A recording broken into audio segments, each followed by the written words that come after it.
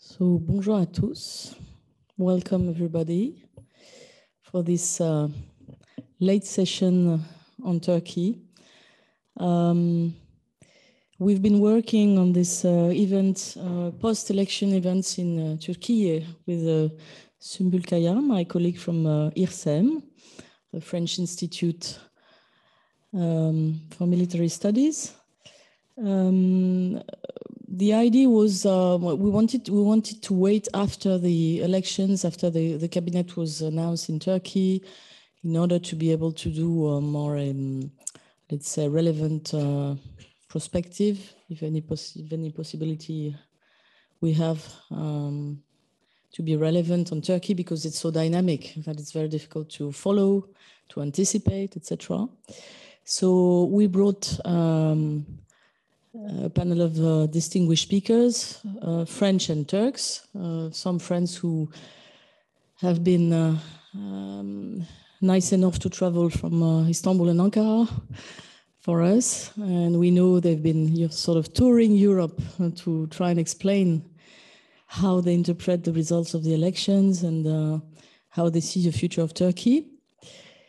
So thank you again for being here. We hope we have a fruitful discussion. I know there are people online following.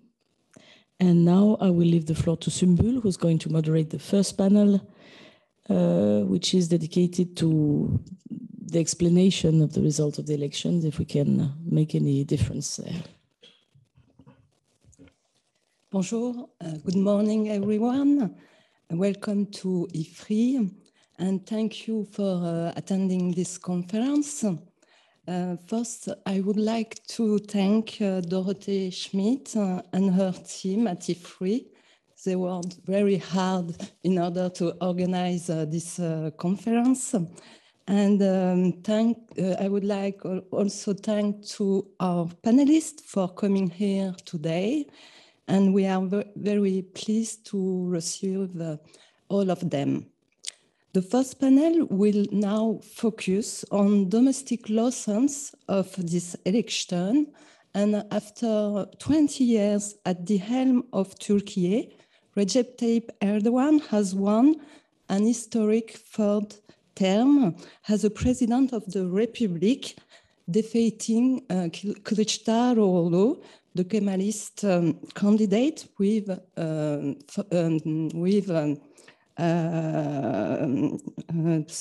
the Kemalist Party, and despite being backed by a six-party coalition.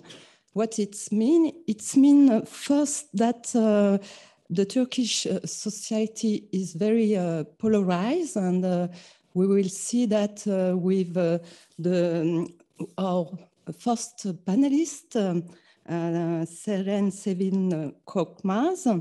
And it means also that despite the economic slump, the AKP consolidates his power.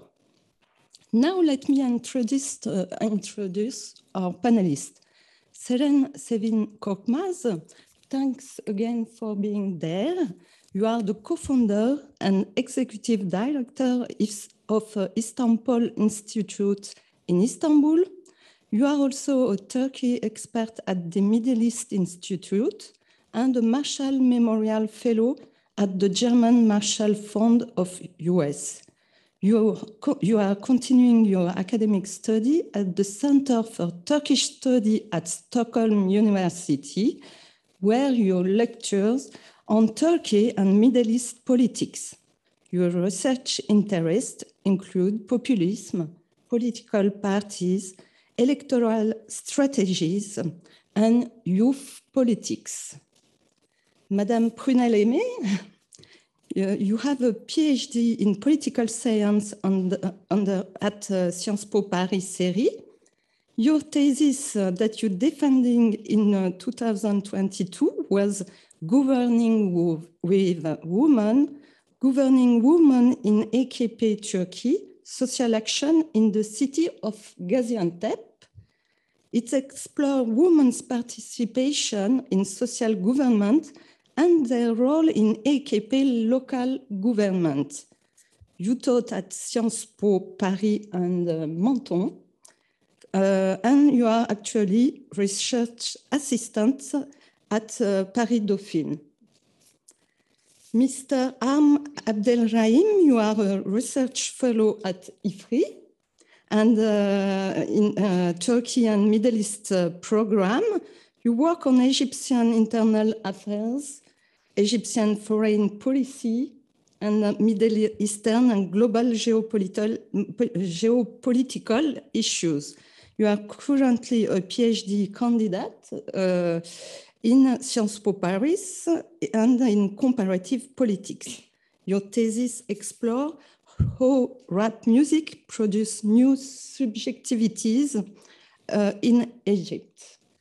Now I will just give the floor to Selvin Korkmaz, and we will start with deciphering the election results. Thank you.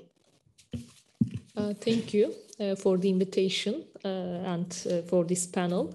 Actually, the main lessons of Turkish election, when we look at the main lessons, there are so many domestic lessons that Turkey can be interpreted from these elections. But also, I think the main lessons of these elections should be added the populist playbook and anti-populist playbook around the world. First of all, it was the most difficult election for President Erdoğan because there were economic crises in Turkey, high inflation rates, and high living costs.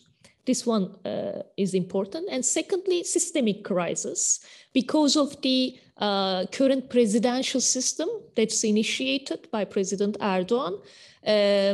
Most of the institution has been hollowed out, and actually the system is so much personalized. That's why there was an inefficient system, and Turkish people has experienced the problems of the system in a devastating earthquake. And also the unified opposition. When we look at the populist, when populists lose the elections, the major threat is also the unified opposition. So despite of all of these factors, President Erdoğan has ensured the third term in the election. So this is one thing. And when we look at the opposition side, it was the election that the opposition is really close to win. As many polls agreed before the election. So Nation Alliance, it's an alliance of 6 parties. They also get the support of the third alliance composed of the leftist parties, including pro-Kurdish HDP, in the case of the unified candidate, the joint candidate. So the results showed that actually President Erdoğan will continue in this election. So it was surprising for Turkish people. That's why we try to understand the dynamics behind that. First of all, we can say that Erdoğan's party, President Erdoğan's party, has lost approximately 7 points in this election. This is an important result. In Turkey, we had the parliamentary system and the presidential system together. And when we look at the results, just in the case of the presidential elections, there will be some gaps. But when we look at both the results of the parliamentary and presidential elections, it will be more meaningful. It shows that President Erdoğan, the anger of the voters has been lead to the political party, the AKP. But still, they have trusted to Erdoğan. This is important. And secondly, identity-based polarization in Turkey again created frozen blocks. Voters move in a very limited manner between these blocks, and they stick to these polarized identities, even though the unified opposition bloc. And third, Erdoğan actually, when we look at the regional dynamics, President Erdoğan can get the voice in many regions, but when we look at the opposition, we can say that the opposition parties mainly get the support from the metropolitan areas, where people feel the economic crisis in a very high manner. Also, there is a kind of mix of socio-political identities. And also, when we look at the smaller cities, we can see that President Erdoğan is the winner in these cities, and the opposition couldn't get it. So when we look at the, probably we will hear our colleagues' presentations, how they ensured this unity, this kinds of organization in small cities. This is important. And another issue which affected the electoral results is freedom of the media. It is very crucial because in Turkey, is like society and politics, the media is polarized and mainly controlled by the government. That's why people get the information in the media, which is basically controlled by the government. And the opposition media also just talk to the people who support the opposition. That's why there is also frozen blocks within the media, and there were so many disinformation in the media. For example, there was a fake video which became very popular, and it argues that the terrorist organization PKK supports President Erdoğan, the opposition candidate Kemal Kılıçdaroğlu. So, but it was a fake video. But it was really, became very prevalent. And also in the social media, you can see that there were so many disinformation. So under these circumstances, when we look at the two sides, on the one hand, on the side of President Erdoğan, we can say that the security, geopolitics, strong state with air drones, war technology, and newly produced Turkish car, TOG, they were the main scene of the government propaganda. In the opposition side, democracy, justice, economy are the main themes. So that in somehow the concrete ones provided by President Erdoğan has convinced the people, even though they suffered from the economic crisis. So I think rather than mainly the axis showed in the populist regimes, the love, the inclusive campaign, as opposed to the fear-based campaign. But here also there is another axis called trust and anxiety axis, because people trusted the people who supported President Erdoğan, even though they suffered from the economic crisis, they trusted the President Erdoğan, and they feel anxiety because of the change. So this is the issue. So also another issue in Istanbul, we try to make research to understand the perceptions of the people. Before the elections, the main discussion was the main problems of Turkey. When we asked what are your main problems to both the supporters of the government and supporters of the opposition and those who are not happy with the government anymore, they say that the problems of our country is economy, migration, education. So problems are the same for people. For 5 years, we are doing this research every year. But they see the responsible of the problems very different. For the opposition, the responsible people who created these problems are the government. But for the government side, they are the opposition called internal traitors to the nation, and they are foreign powers try to involve in countries' issues. And also people who violated this economic crisis by increasing prices. So they don't see the President Erdoğan as the main responsible of these problems. But last year, we have also seen that they began to feel that the government, the president also responsible. But I mean, this trust and anxiety axis has also created today's results. So we can see this issue.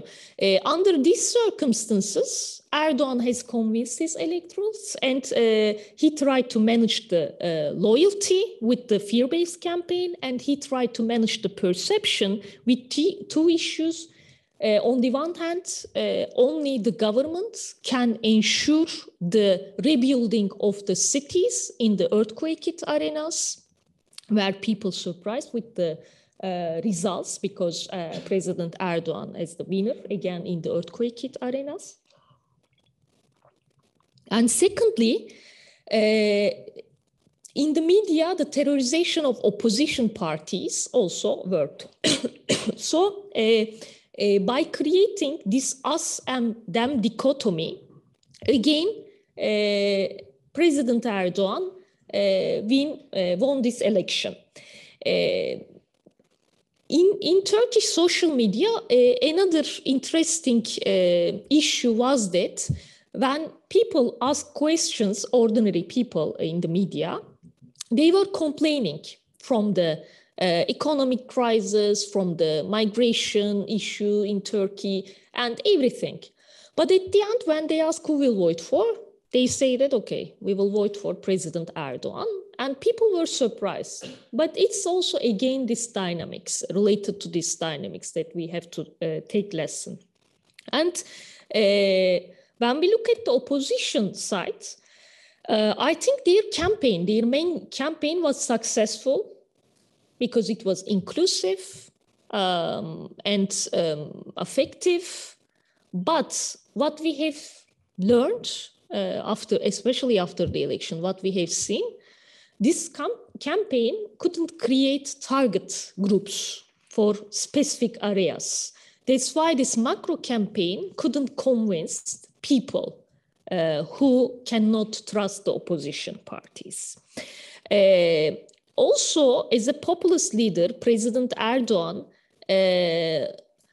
really knows how to engage with the crisis, even though the reasons of the crisis is the government itself and the economic issues. So again, they showed that only the government can solve this crisis. That's why the economic crisis itself couldn't lead the opposition gain. And secondly, the opposition couldn't translate their vision alliance model to an electoral campaign that can be understandable by ordinary citizens.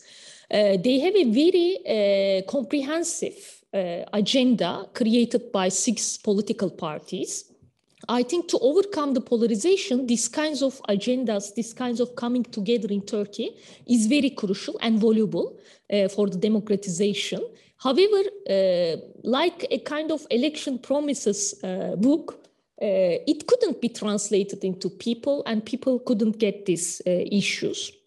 And it is also very difficult to bring together political parties which carries very difficult ideological backgrounds. There are seculars, right wings, left wings, nationalists, and Kemalists, so within the same bloc.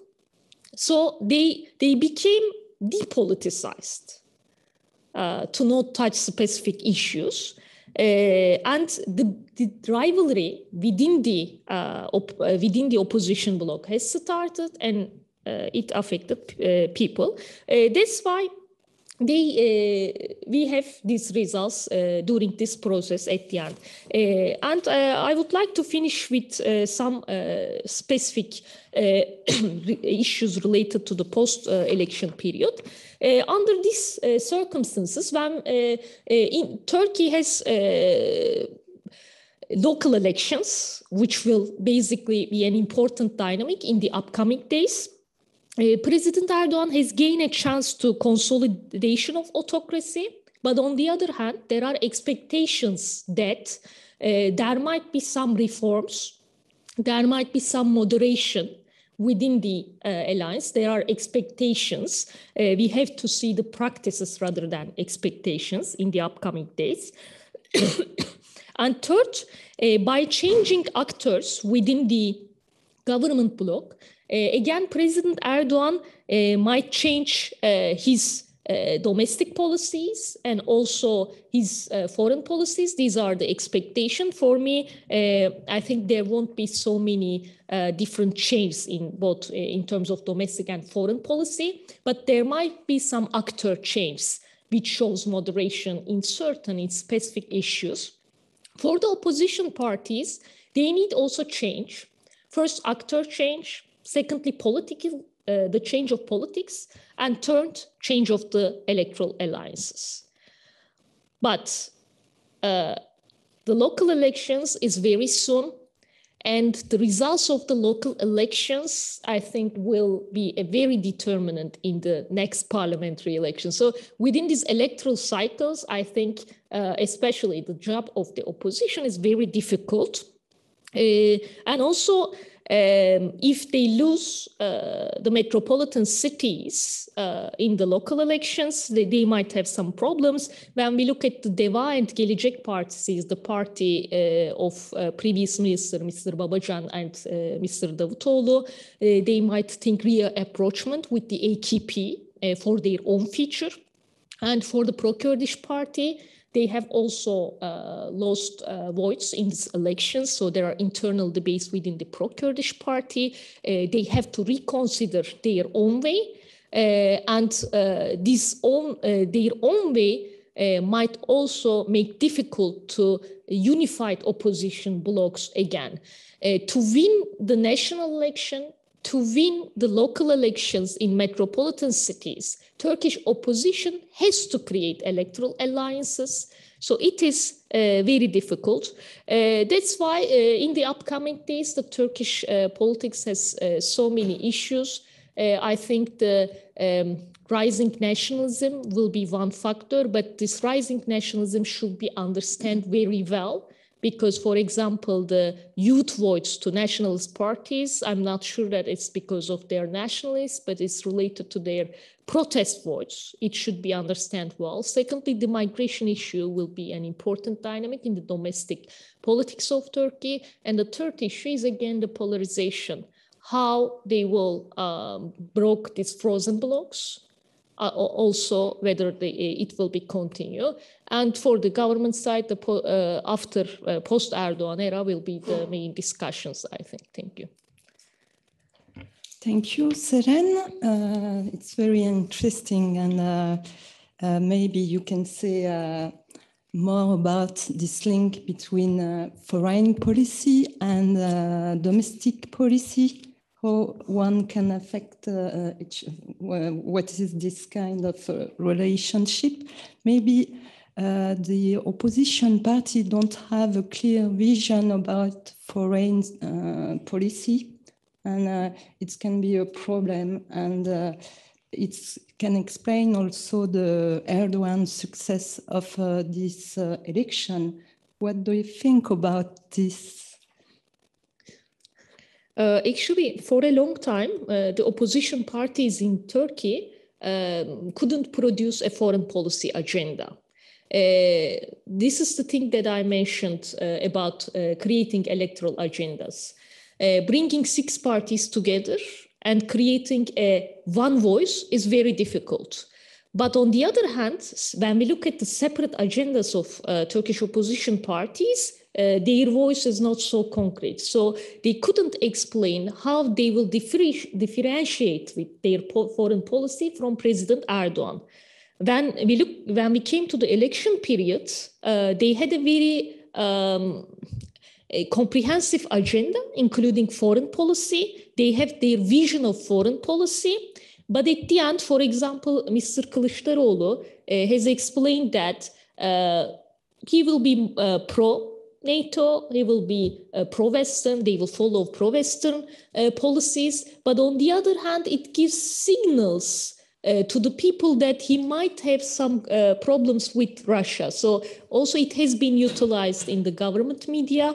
That's why without having concrete policy proposals, it's a little bit turned to a kind of electoral promises. and they couldn't convince the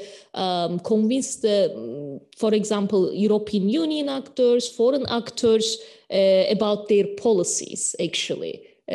So it's a long-term shot. It couldn't be like short-term shot. Thank you. Maybe we can take some question if you have. Yes.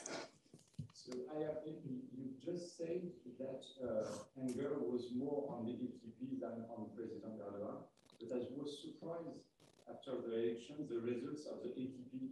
I should expect that they would not some seats, but not that much. Is there a reason for this, like gerrymandering or something, pure electoral processes behind, or is it the result of the electoral base of the AKP, is that at the end of the day, they vote for the party and not for the other ones? Should I reply? Thank you. Actually, I forgot one point, so you reminded me. First of all, Turkish electoral system is very problematic. So it supports the biggest parties in terms of the seats, but also in this electoral alliances system, which forced the opposition parties unite together under one or two lists, it makes difficult the job of disadvantaged parties. When we look at the government side, the success of President Erdoğan was creating fragmented alliance. In this system, actually not fragmented lists, but the unified list under the big party list was seen as a kind of advantage in certain electoral alliances. That's why in the opposition side, rightist parties, which are smaller parties, went to the elections under the CHP, the main opposition list. It was expected that they will be advantaged in the elections. On the other hand, President Erdoğan has created a fragmented alliance. MHP, the Nationalist Party, and New Welfare Party has recently joined his alliance. They had their own electoral lists. So anger towards the AKP has leaned to that parties.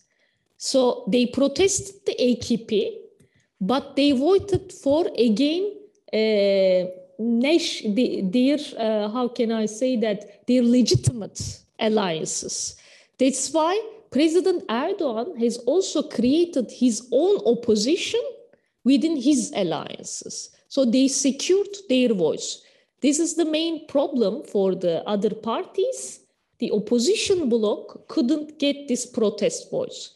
They, especially, for example, in the earthquake areas, they see the responsible of the problems as the MPs in the earthquake zones or the mayors, but not President Erdoğan. So I think they were successful in designing these issues, but also gerrymandering issues and problems related to the electoral security. These are all matters. And before the electoral security, I think the opposition parties, we have to accept that the opposition parties are playing in a very uneven playing field in Turkey. Do you have some other question? Then now we can just give the floor to Prunelle Aymé, and she will explain us how the AKP work and the mobilization strategy and the role of the woman in AKP. Thank you. Thank you very much, Sümbül. So thank you very much for this invitation. So yes, I will be talking about women's role within the AKP and also try to think about AKP's popularity among the female electorate also. So just a few words about where I am speaking from. So I have two fieldwork experiences on these topics. First, a master thesis on AKP's women's branches in Istanbul, where I was observing activities within the party. And second, a PhD dissertation on everyday government practices in the field of social action in a city that is ruled by the AKP locally, which is Gaziantep, and where I studied women's role in the implementation of local social policies, in local services, in municipal politics, and so on.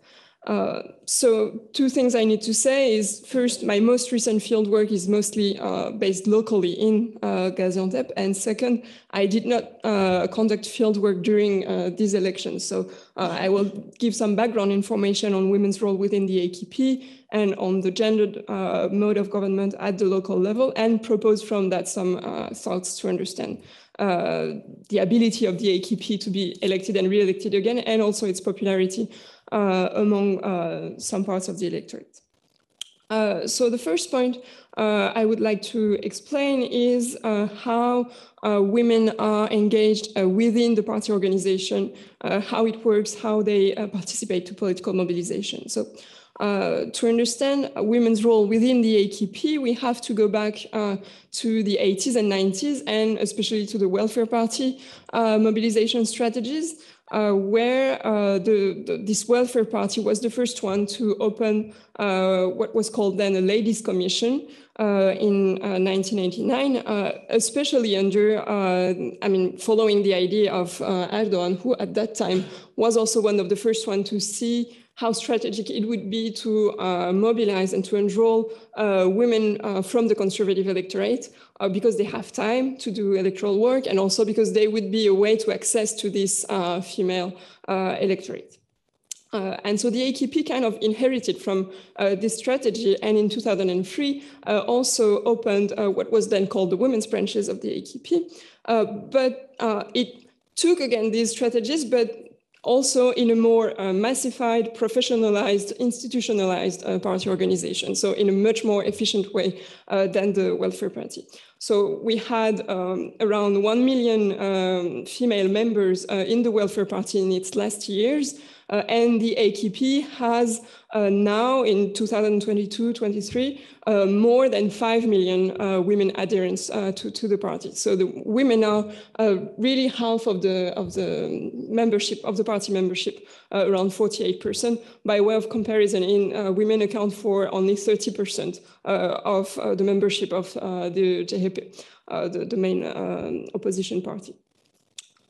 So organizing women within these dedicated branches, it makes it possible to follow kind of gender segregation, to separate tasks among men and women. So it's both efficient and also, according to the leaders of the women's branches, it's a way to involve women and by assuring them that their activities are separated from those of men.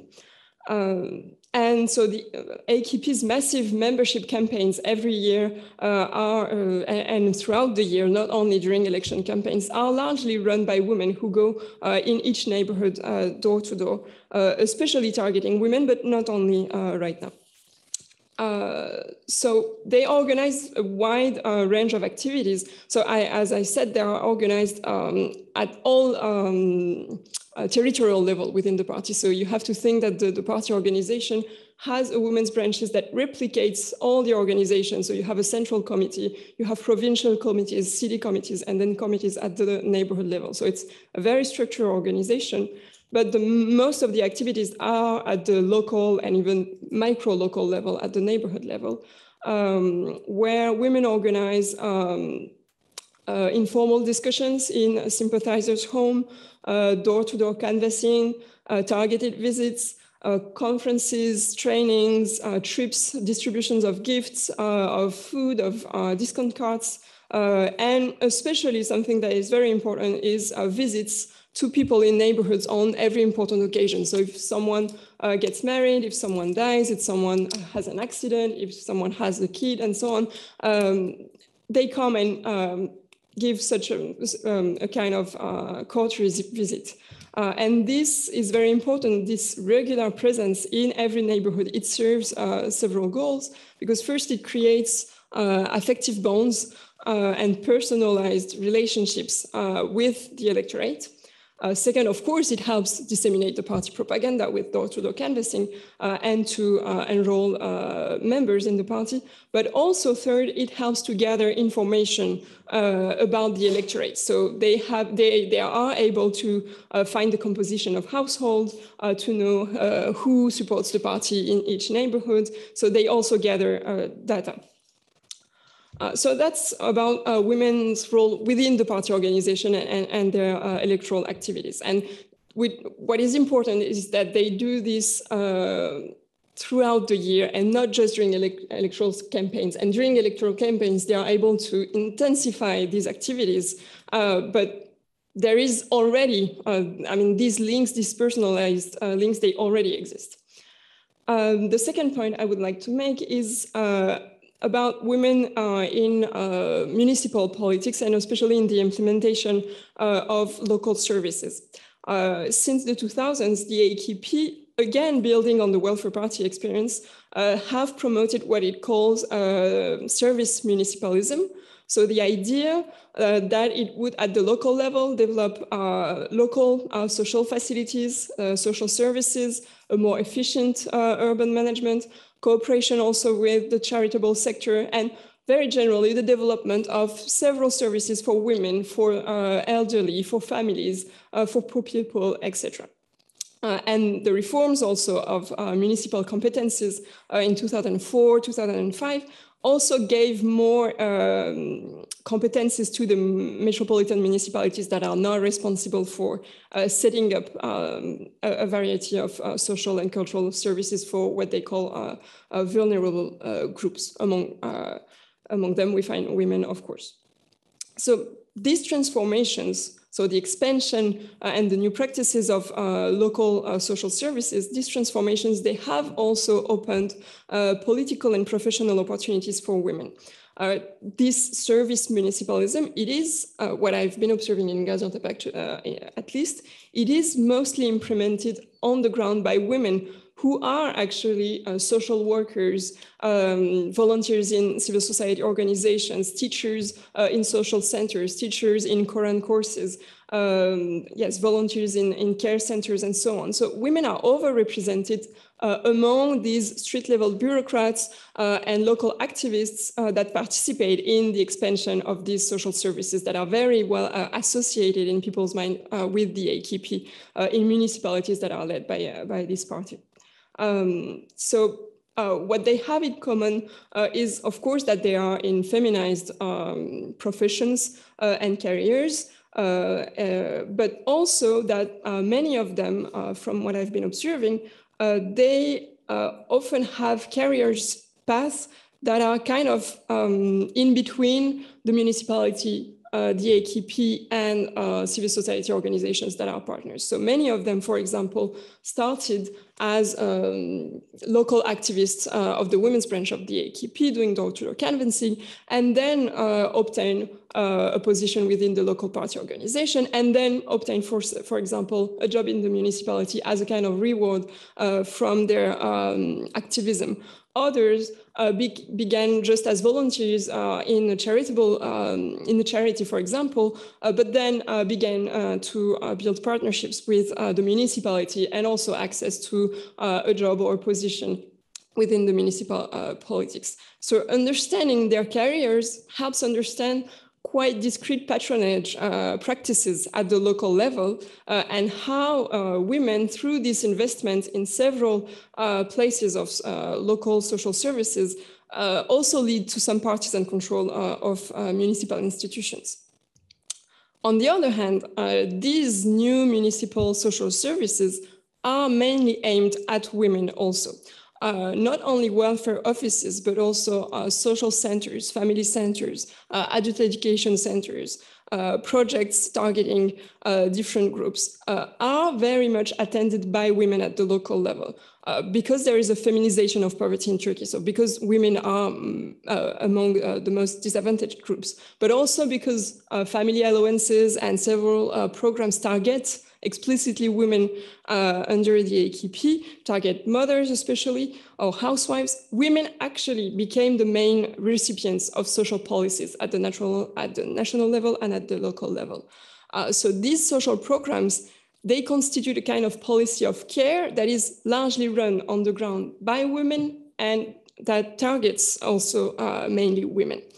So this is something interesting to have in mind when we try to understand why most women, especially from the disadvantaged groups, from lower socioeconomic statuses and from people who have a low education level, why do these women support the AKP election after election?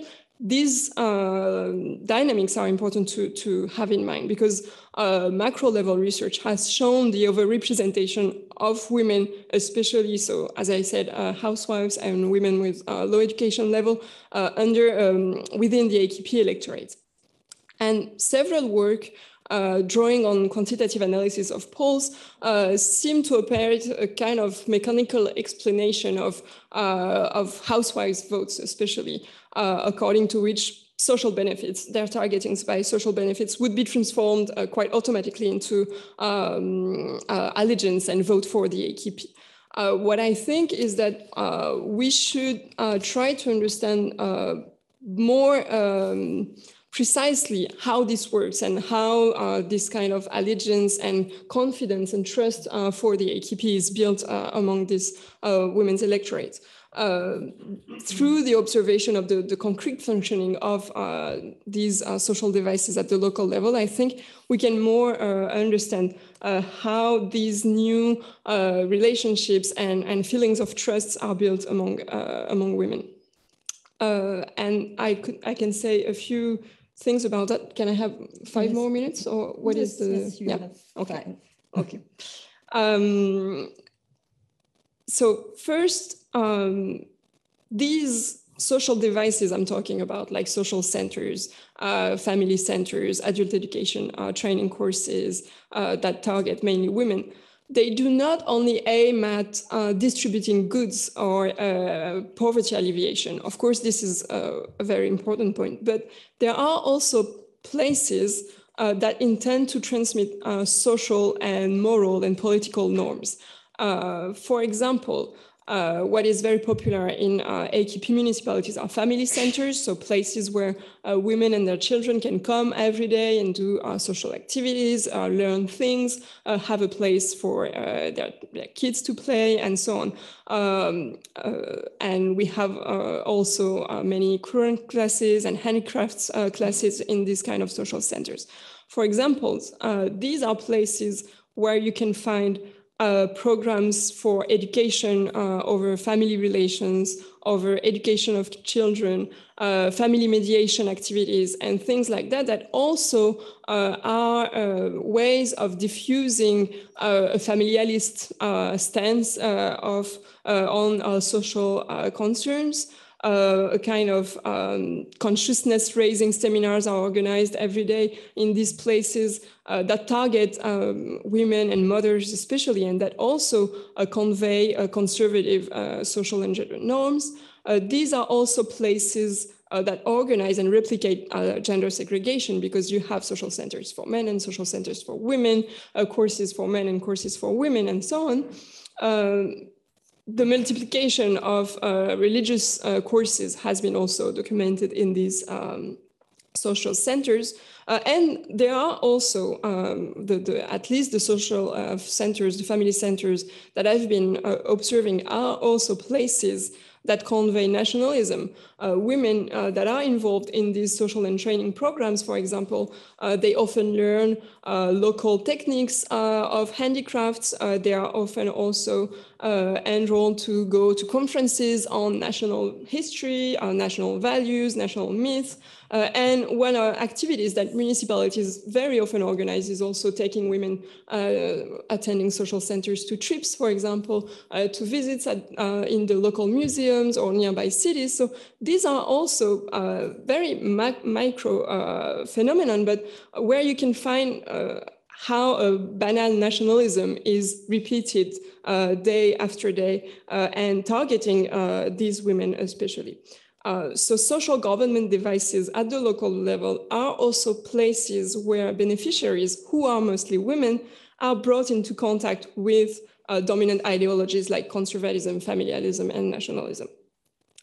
And second, these are also places where women can meet with the AKP. So now women, as I was saying, are now privileged audiences for social policies, especially at the local level. And because, as I said previously, many social workers or many volunteers in associations, in charities that work with these social centers have links with the AKP, these are also places that gather audiences that can be also targeted for propaganda, for partisan activities, for mobilization activities. For example, just to give a very concrete example, you can see during electoral campaigns, women attending a social center in a neighborhood, and a bus from the municipality can come, take all these women and take them to attend a meeting of the local AKP candidate or of Erdoğan coming to town. So these women, they are also easily targeted audiences for these propaganda and mobilization activities. And this is also very important to understand. And even if they are not directly targeted by AKP activists, it's a way, attending all these social services, it's also a way more generally to build for them a relationship with the state or with what they perceive as being the state and the AKP. When they attend these services, they consider themselves as beneficiaries of policies that care for them, that have attention for them, and they gain many benefits from it, sociability, social benefits, economic gains, learning, and so on.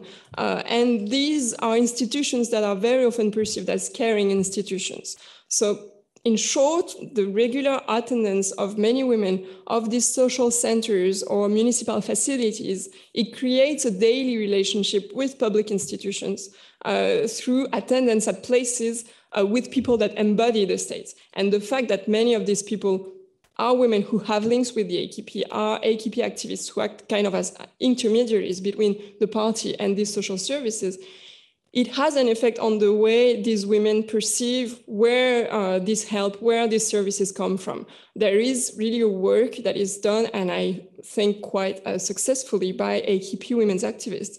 They work on imputation, on the fact that women attending services that are actually provided by the state or by the municipality consider that these services, come to consider that these services come from the AKP. There is this imputation work that is quite successful. So in conclusion, I think that gender is a key variable to understand AKP's repeated electoral successes for two reasons. First, because women are very important in the party's mobilization strategies, year-round activities and more intense activities during the electoral periods. Which catches on because there is all this work beforehand to build loyalty, to create bonds, affective bonds with people.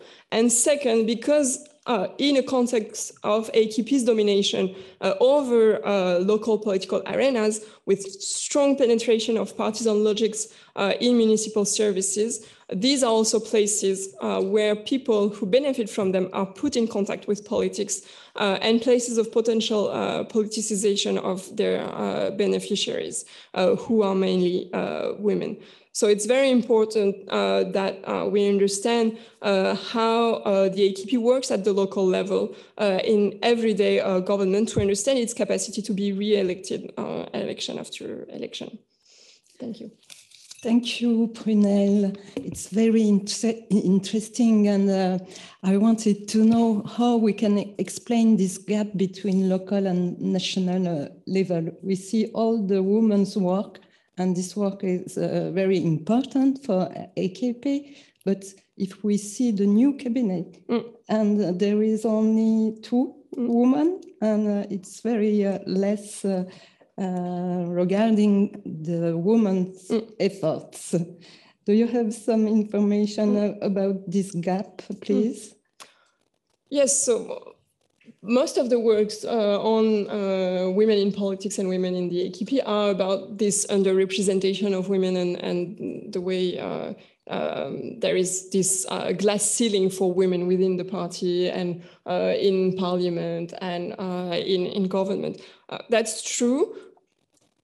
We also need to say that before the 2000s, women's representation was much lower and that it's slowly increasing also in the AKP. So it's not the most representative party, of course, but in parliament, for example, the numbers are slowly rising. And what I wanted to show with this presentation is that we need to understand all levels to understand women's role within the AKP. And they are underrepresented in the high ranks of the party. They are underrepresented in government and in parliament. And you have some women, but who are more like a way to show that we have women. So we have a small number of women and put them in positions that are not the most strategic ones, which is quite classic. But if we look to other less visible scenes, where it seems that decisions are not taken there, we see many women. And actually, these are positions that are strategic too for other reasons that seem less strategic, but that are strategic too. Like, for example, giving the responsibility to local AKP activists of running a local welfare office. This is very important actually at the local level. And it's much less visible, of course, for all the reasons that we know women are excluded from these top ranks positions, but it does not mean that they are only like passive recipients of AKP politics. They also play an active role. That's what I wanted to say. Yeah. Of course. Thank you. Maybe we can take a question. To follow your question, how do you explain? Alors, parce que les auditeurs en ligne, they don't listen when we. Okay. Yes. Okay. I'm following your question.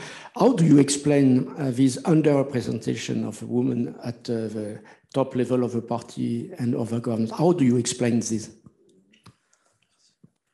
Well, there are several explanations that are quite common to most of Turkish political parties and also outside of Turkey. The first one is that candidates in elections, the selection mechanisms of candidates at elections are not transparent and very much linked to the decision of a few people and of the top decision of the party. And in this competition for this post, women are underprivileged and often put aside. But this is not, I wouldn't say this is related to the AKP, especially it's related to how intra-partisan decisions are made in most political parties. And also, the AKP has adopted, for example, some quotas, like 30% of women should be candidates in the list, 30% of women should be in the top leaders of the party, and so on. And these quotas are respected in some localities, in some provinces, but in others they are not. But most of the time, I would say that it's because the AKP kind of anticipates that that people wouldn't vote for women in this and that locality, so they wouldn't put a candidate for a woman candidate in these localities. So to ensure that the vote, to ensure that the candidate wins, they don't put women in these positions. So you have candidates sometimes, and then there are a few weeks before the elections, the candidate is changed and a woman is replaced by a man, for example. But that's something we see in most parties, I would say. Excepted, of course, those who have taken like very formal, strict rules for equal representation, like the HDP. But it's more an exception, I would say, in the Turkish political landscape. There is any more question? No? Prunelle, do you think that a woman will get more and more professionalized with this social work, and if there is this kind of progression, did you observe that? And I wanted to know how you can, what was your field? Can you explain more about your work, how you can observe all these women works? Thank you. About the professionalization, it's difficult topic because what we can see is that there is, as I said, very low glass ceiling, and some of them coming from this street level activism, neighborhood activism, can step by step have some responsibilities in the party, have a job at the municipality, and then maybe get elected, get elected at the municipal council, for example.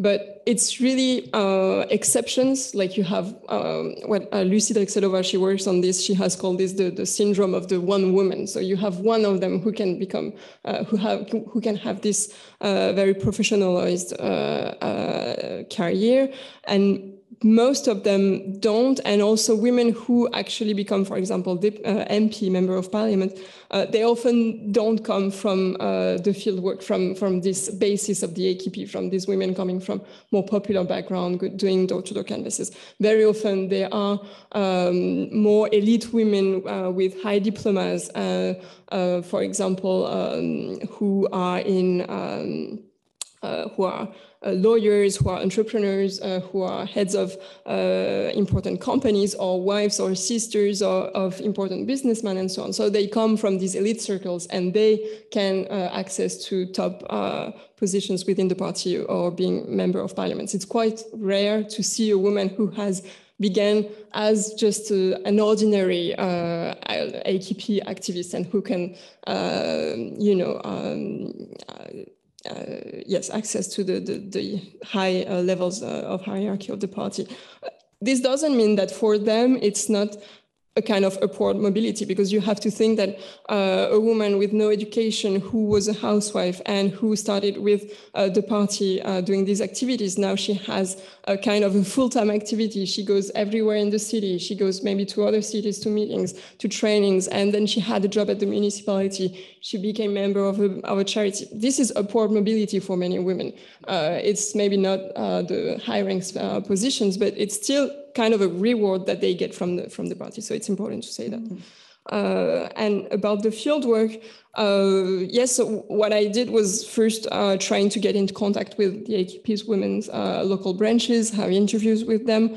I was not able in Gaziantep to follow many of their activities, because it's very hard to get within the party to get with their activities. So most of the time it's like, okay, you can have an interview, but then the doors are quite closed. That's why also I focused on municipal policies and observing local social services, going there to do some participant observations in several social centers, training centers, and interviewing people who work there. And that's how actually I got back to the women's branches. When I was not even trying to interview women from the AKP, I was just trying to interview women working for the municipality. And I realized that actually these were AKP activists. So by working outside of the AKP, I was also able to understand its links with municipal policies and with civil society organizations. Thank you. It's very interesting. And now we will go to Konya, and from Gaziantep to Konya, and we will have heard the presentation of Ifri's last field mission during the electoral campaign. Yes. Thank you. Thank you, Sümbül, for accepting our invitation to moderate the panel. As you mentioned, I am not a Turkey specialist, even though I would have been a former citizen of the Ottoman Empire. So I'm contributing as a member of our team, and I'm presenting our field mission during the first round of Turkey's elections this May, in the hopes of adding some perspectives to what our co-panelists said already. Specifically, I think some of what we saw will echo the kind of macro level analysis of the electoral strategies of the parties, but also the local rootedness of the AKP that you mentioned, Prunelle. So yeah, so even though it's structured around anecdotes, I hope it will not be anecdotal. It will add, it will echo, it will add some perspective. Just maybe a bit of context. We went to Konya as part of a bigger field mission where we also went to Istanbul and Ankara. And it was to launch our new Turkey 2050 program, which is meant to, in cooperation with our partners, work on prospective analysis of Turkey, using risk indicators, but also using like field work, in the hope of creating kind of multiple scenarios for how political, economic, diplomatic developments in Turkey and its neighborhood are gonna take shape in the coming decades. So yes, so Konya, for those of you who don't know, is a city in central Anatolia. It's a kind of, as far as Turkey goes, a middle-sized city of around 1.5 million people. The province itself has another million, like an extra million inhabitants.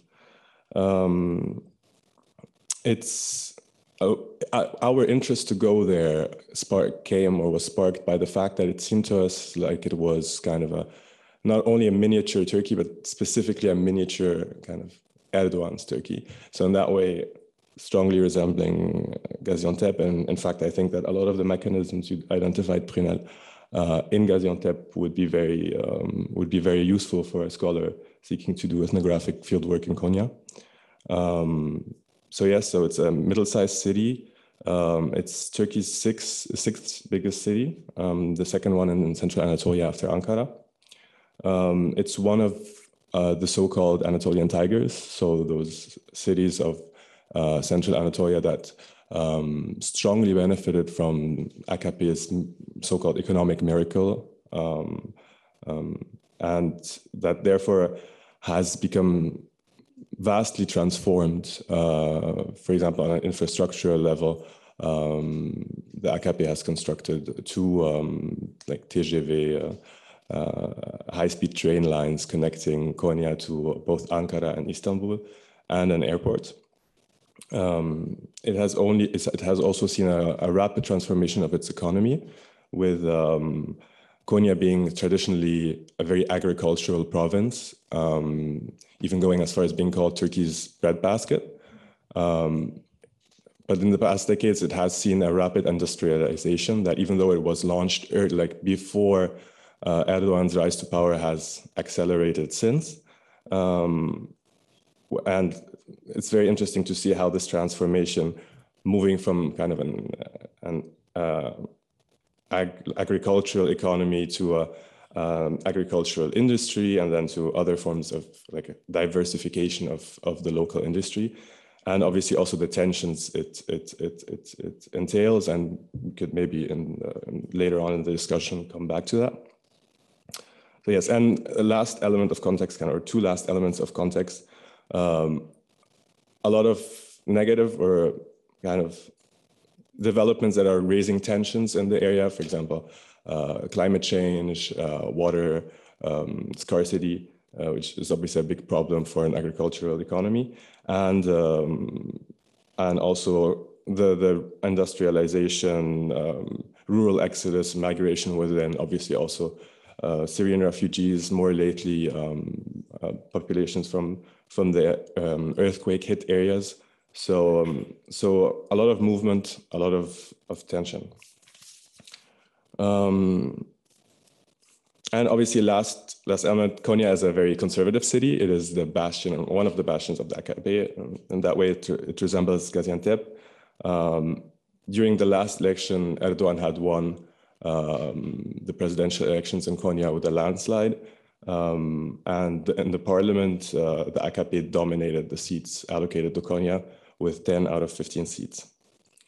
And this conservatism, you feel it in the street. There's a very strong social control. For example, when we were in Konya, at some point we were interviewing or we were talking to one of our interlocutors in a restaurant, and we were suspected of being foreign spies, and it caused a whole problem. So yeah, Konya. Now, when we went there, we were expecting to understand why the AKP remains rooted in power, why Erdoğan remains popular, or failing that, can we observe a transformation in kind of electoral preferences in one of the most AKP-dominated cities. What we observed were a number of things, I think, which echo the debate we already started. I'm going to go through them quickly, and then we can go back to specifics. Firstly, of course, there was the rise and more than the rise, the mainstreaming of ultra nationalism, which obviously was commented on by many analysts. But it was very striking to be there and to observe it. All of our interlocutors within Konya, whether from the parties or from civil society, insisted on the Syrian refugee issue as the main issue of the campaign, and most electoral campaign events were dominated by the sign of the Grey Wolves, which is obviously a ultra right-wing nationalist movement. So all of the party members of AKP, JP, IE, all across the political spectrum were using that sign. The second observation we had was that we frequently overlook local issues, and I think that echoes or shows the importance of Prunelle's work. I think a lot of the times here in the West we look at nationwide kind of issues like secularism versus conservatism, and we forget that local issues are the main angle through which these questions are approached. So, for example, when it comes to the issue of the Syrian refugees, it wasn't approached by our interlocutors as a national issue, but as something affecting the local economy. More specifically, the influx of Syrian refugees had given cheap manpower to AKP managed industries, which was putting other members of the industry at danger. It was also putting local agricultural workers and factory workers in unemployment. So it was striking at how much we overlook these issues, even though they seem central for actually understanding voter preferences on the ground. Another example, and this is another observation of why the local angle is important, or lens is important, is that we were very struck about how the AKP behaved kind of like a state party. It was like, as Prunelle mentioned, it was like very implemented. It was central in kind of the civil society of Konya. For example, it was the AKP that organized kind of and took care of the internally displaced people from the earthquake struck areas. And more broadly, obviously, it was kind of at the center of a patronage network which spanned both the industry, the business, the members of the business community there, and kind of your average Konya citizen. Yes, and the last thing was we also met with members of the business community, and we were struck by kind of their ambivalent stance, which you wouldn't imagine seeing the economic the management of the economic crisis by the AKP. So we kind of expected to find them strongly in the opposition, especially since a lot of them have kind of Kemalist sympathies. What we found was more ambivalence, with people being able to display kind of a sympathy with the opposition, but at the same time having ties and having ties with the AKP and having to manage with them and kind of keep those networks going as well. Yeah, and then an open question that arises from, and I'll end with that. Konya is also, the province of Konya is the home of a lot of Kurds that were displaced in the early 20th century. And we were struck by the fact that this didn't weigh in the outcome of the elections.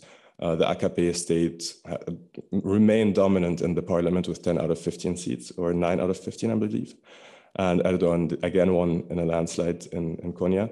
So I think this is a question that also requires further investigation, as kind of voter behavior with the Kurdish population in the Konya province.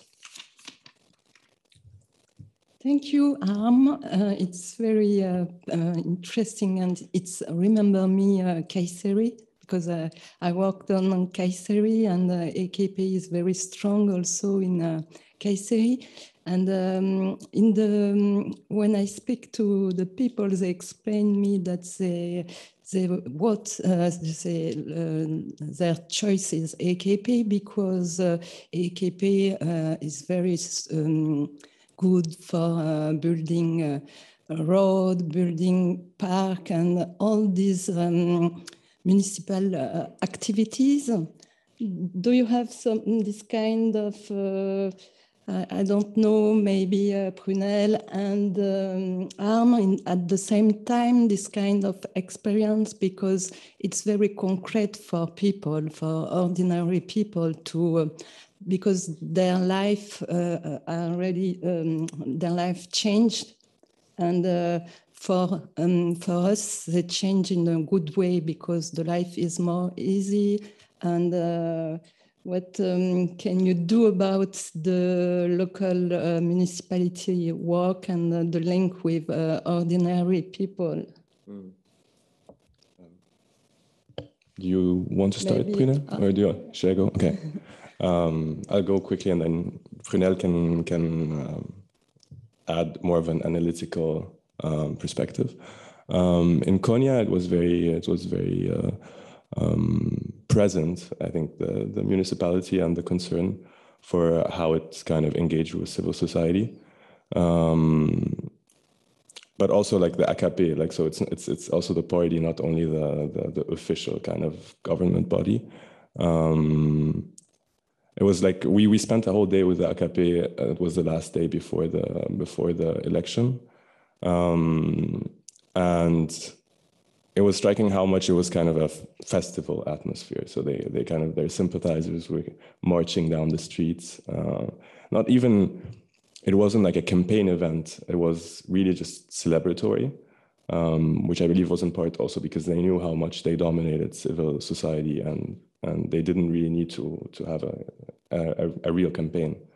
So it was probably more like, and I'm speculating, of course, but kind of a display of like kind of their patronage network. But yeah, so I don't know what Prunelle maybe can add about. Yes, I think we said quite a lot of things now to understand this role of local politics in national politics. But yes, of course, I mean the realizations like roads, you said, roads, parks, hospitals, infrastructures, and so on, they are visible at the local level. Even if sometimes it's not the municipality's competence to do that, people see it at the local level. So it's very important. And I would say, I mean, we need more research on that, on how citizens perceive these realizations. But from the interviews that I've done, I would say that it's very confusing for most people. How can we know if it's the AKP, the municipality, or the state? And all of this is kind of, as you said, the AKP behaves as a party state. So for people, I mean, for many people at least, it's quite of blurred. Where do these realizations come from?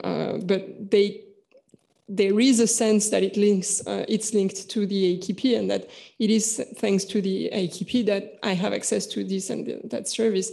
And we don't have anyone talking about housing today, but I would, and it's not my specialization, but it's also a very important field, housing policies of the AKP and especially of Turkey. So this huge housing agency that provides massive housing opportunities for people, especially in these cities like Konya, Gaziantep, Kayseri, and so on.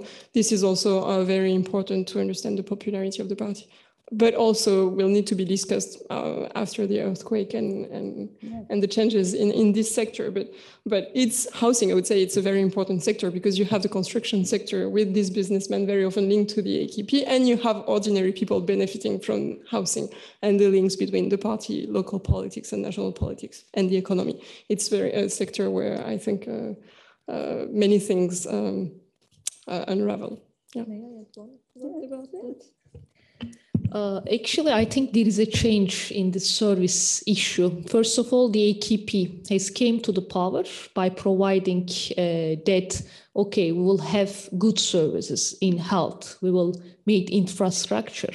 And they had a very effective in services. But now the capacity of the institutions and the capacity of providing these services also has been affected. And it's going not very well. However, one issue, it has turned the idea, the identity of being a supporter of the AKP has also changed, because the party has created a system that it invests not only for the services, but also create a state identity, created an ideal for the people. That's why in that election, one of the main issues provided by the opposition is the prices of onions in Turkey. It's very high. But the problem is that the AKP has utilized it and turned into an election slogan. On the one hand, you had onion. On the other hand, you have the nation. So the party has put itself as a savior of the nation. They marketized their air drones and the state's capacity in war technology and building roads, but also building technological devices. So that not only the roads that they couldn't get the service, but they have new ideal which they cannot even touch. So they have combined it with also with the media power as well. So in the media, they can utilize this. That's why even though they couldn't get the services in a very well way, they say that, okay, they didn't vote for the AKP because they think that the municipality or the MPs didn't serve them. But Erdoğan has put this ideal, so it is the first issue that they have to trust, that they have to avoid. I think there is a change of this issue a little bit in the last years. Dorothée? Can we?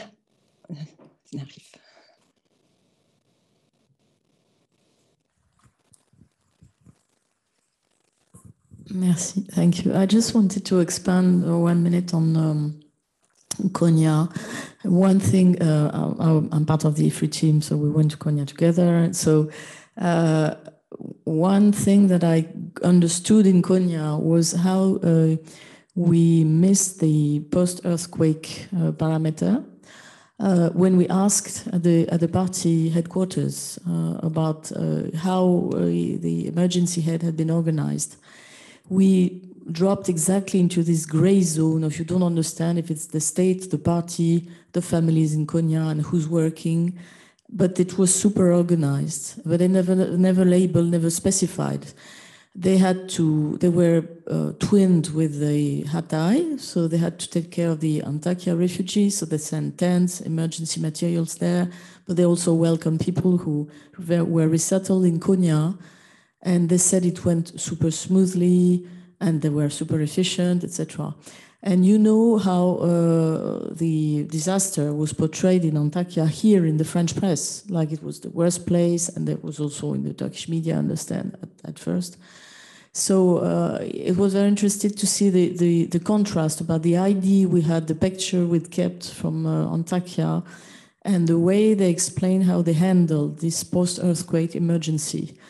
And I never actually dared to ask them, but where did the orders come from? Because you know, it's not the comfort zone for them, because it has to stay you know, ambivalent, I suppose. It's what makes the strength of it, in fact.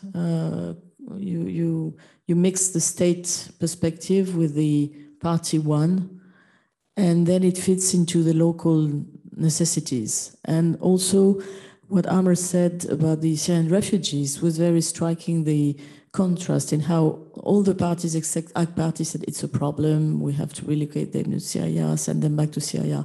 And AK Party said, no, we have absolutely no problem, they're perfectly integrated in our economic, you know, development perspective, etc. So it's a sort of holistic development perspective, and the party is the engine. But one thing is, I thought they looked exhausted. So I don't think they had such an easy time. I mean, I think there was more strained than normally.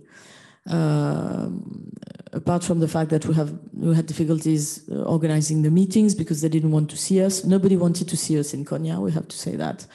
All the people there said the image of the city was totally wrong because they were extremely welcoming. I'm sorry. We had so many difficulties, you know, to organize, settle the meetings. But then you realize that the idea is to project an image of business as usual, everything's fine. But then there are some little small cracks. And the person who was in charge of relations with think tanks, whatever it means in Konya, we had a long meeting with him. And then after we met, they went to the final electoral meeting. So they had a common, they had a meeting in front of the Mevlana with a collective prayer, etc. And I said, oh, we want to go there. And you could see that they said, oh no, not again. You know, we were such a burden in the end because we insisted that we want to follow them, and you could see that it was like, okay, this is the finishing line, and we're almost done. But they were confident, clearly, but they were tired. You could see that they were tired. So I think this election was more disputed, even in Konya, than in the past.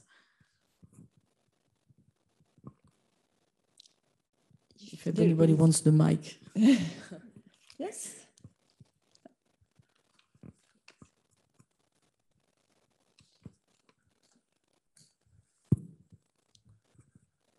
Hi, thank you very much for your intervention, which was very interesting.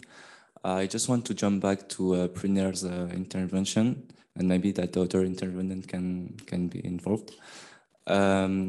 Do you think that through the opposition party that promotes democracy, a better inclusive society, and human rights, that women would have been better involved in the society?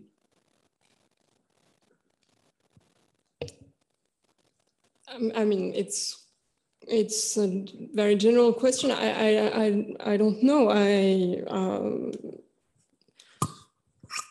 I mean, women's feminist activists, of course, are on the side of the opposition, and it's quite understandable for many reasons. And even women within the AKP's ranks, and that's also something I wanted to say, have started also to, you know, to formulate some criticisms and to say that women's rights are not respected enough in the country, and have opposed, for example, the decision to withdraw from the Istanbul Convention last year, so the Convention of Fight Against Domestic Violence and Violence Against Women. So even women within the ranks of the AKP have started to, you know, doubt about their support for the AKP. So of course, we could say that women's rights would be better off with the opposition. But even when women within the AKP formulate these criticisms, they formulate them. I mean, for the Istanbul Convention, for example, there were these criticisms at the time where it was debated, but once the decision was taken and once Turkey withdrew from the convention, these criticisms stopped, and finally they supported the party and they voted for the party, and they remained at their seats in parliaments and so on. So these criticisms within the party, they are still very low, and at some times, but it's very hard for women to have this voice within the party because the discourse is so much controlled. So it's hard to say where the change could come from women within the opposition, of course, but maybe from some women within the party that could join at some point, that could exit from the AKP and join the feminist movements or other women's organizations. That could also be possible, but for now it's very small signs that we can see, but it's not yet very massive. I don't know if that answers your question, but maybe you have some other things to say. Maybe I have a last question to all of them, or to Seren, about the presidential system. Do you think that now political parties are obliged to do coalition?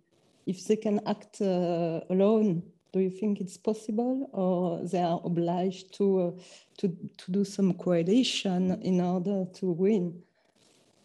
Do you mean within the parliament now, or for the next election? For the next election, and it is a consequences of the presidential system, in fact. Because with the presidential system, we can think that there will be less party, but in fact, there is no less parties, there is parties, but they are obliged to work together and to do coalition. Yes, exactly. That's why actually the consequences of this election will be really determinant. First, it created a lot of hopes in the opposition, and it created an idea both among the opposition elites and both in the society that, okay, you have provided a formulation us that we can win only by uniting, but now post-election discussions have mainly turned around that, okay, this unification idea is not a good.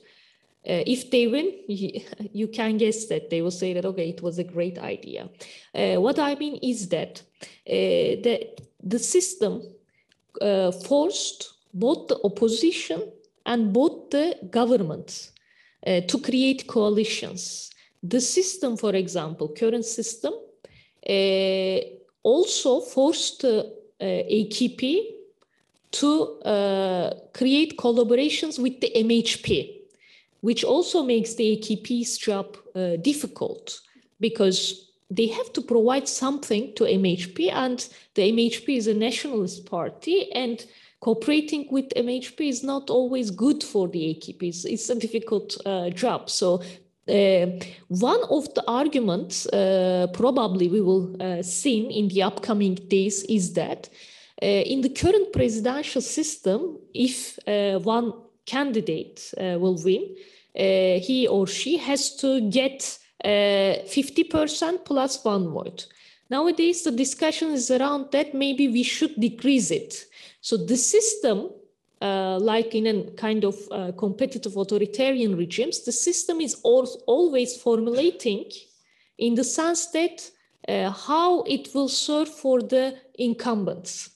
That's why maybe they will decrease it, because probably with the parliamentary majority, if they also convince some other opposition figures, they can do that. But for the opposition, since they are so much fragmented, both for the local elections and both for the presidential elections, they have to be united around one joint candidate.